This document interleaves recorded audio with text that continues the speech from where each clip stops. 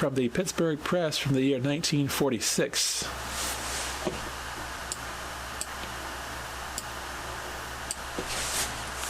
Bowlers doing grand job for veterans and sportsmen can lend a hand. No worthwhile undertaking ever has been slighted by the devotees of rod and gun. That's why we bring to their attention a campaign, the Bowlers' Victory Legion, which opens tomorrow among the bowlers of the country. It is believed that once the sportsmen are acquainted with its purpose, as well as the accomplishments already made, they'll be more than glad to lend a helping hand. During the past 3 years, the nation's kegglers, both men and women, in the 10-pin standard and rubber band, duck pin, and candlepin games, have occupied themselves with providing recreational and relaxation facilities for our armed forces throughout the world. They have done so without any blare of trumpets. For instance, in the Aleutian Islands, the BVL furnished equipment for 5 alert pilot centers at a cost of approximately $31,000. These recreation centers are still being used daily by the Air Force. They have proven a great aid to the morale and health of servicemen in that desolate and forbidding country. According to Major General John B. Brooks, U.S. Army, they have in the past and continue to afford to personnel a comfortable, restful standby while on an alert status. They likewise have proved invaluable as a center for relaxations and healthy recreation during off-duty hours. Their true value to the men has been and continues to be far greater than anticipated. Well over 50 tons of material went into furnishing these alert huts. Hundreds of thousands of decks of playing cards, pocket editions of popular books, checkerboards, and other relaxation matter found their way into the hands of the boys and girls on the far-flung battlefields. Of interest to the fishermen was the purchase of 75,000 fishing kits. These were consigned to members of the armed forces in the Pacific. They not only provided them with a means of pleasure and pastime, but also assisted in putting meat into the skillet, sometimes the only means of getting food from a source other than in cans. During the fall, untold thousands of hospitalized servicemen received great enjoyment from radio and newspaper accounts of football games.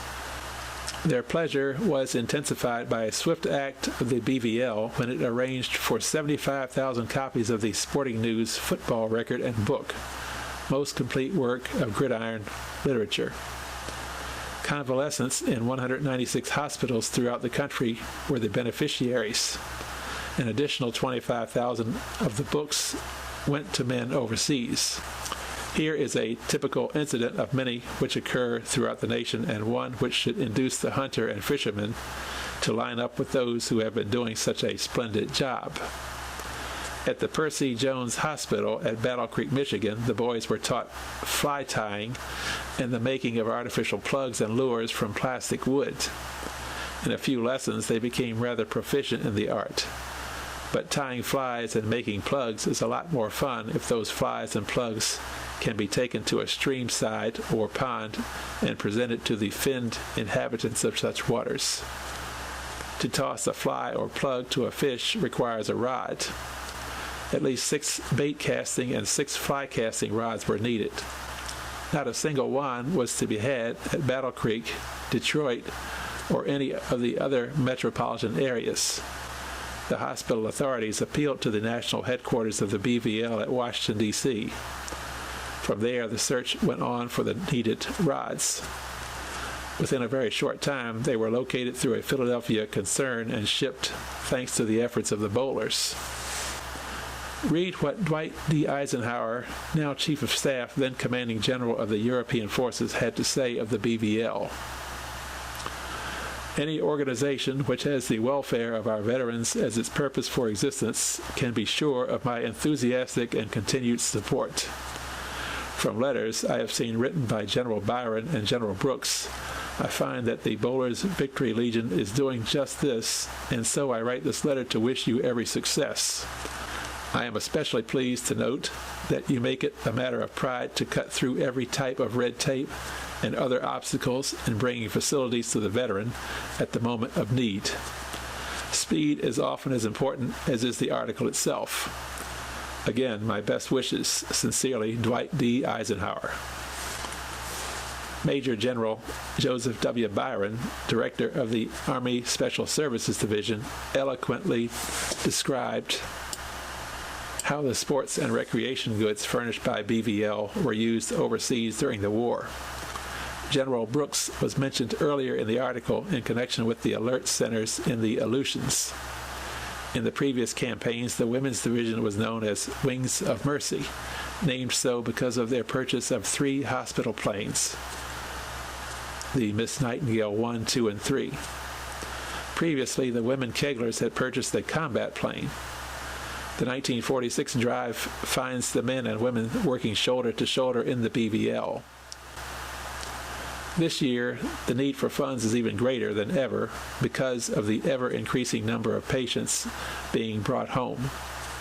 The need for assistance is far more necessary, hence the appeal to the sportsmen, many of whom, no doubt, would have contributed in previous campaigns had they been approached. During the 3 previous campaigns, the accumulated funds, which have amounted to almost $500,000 each year, were forwarded to the national headquarters at Washington. The current drive will permit half the contributions to be made to hospitals in this region. Thus, the patients at Deshawn General at Butler, the veterans at Aspinwall, and the Marine Hospital here in the city will be the beneficiaries. Here is a real opportunity to lend a helping hand by organizations as well as individual sportsmen and sportswomen.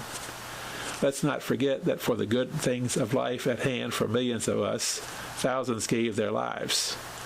Our hospitals are filled with thousands of others who escaped death fighting for the same cause.